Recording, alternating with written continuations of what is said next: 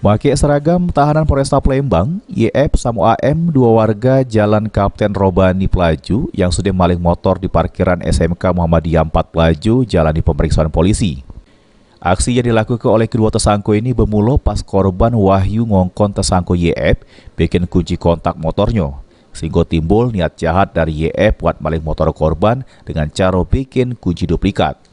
Pas motor korban terparkir di sekolahnya, kedua tersangka pun ngelaku ke aksinya, di mana MS oleh tersangka YF dikongkon buat maling. Selanjutnya motor yang dipaling mereka jajo ke sergo 3 juta rupiah.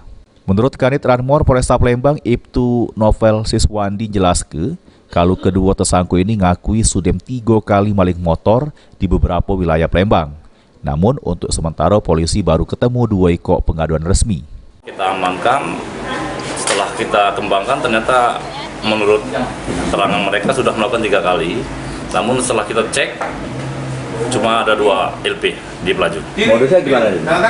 Jadi untuk modus yang di sekolah itu mereka awalnya mengambil kunci motornya dulu. Jadi kunci motor, pura-pura hilang, setelah itu nggak lama baru tersangka datang ke motor, langsung membawa motor tersebut.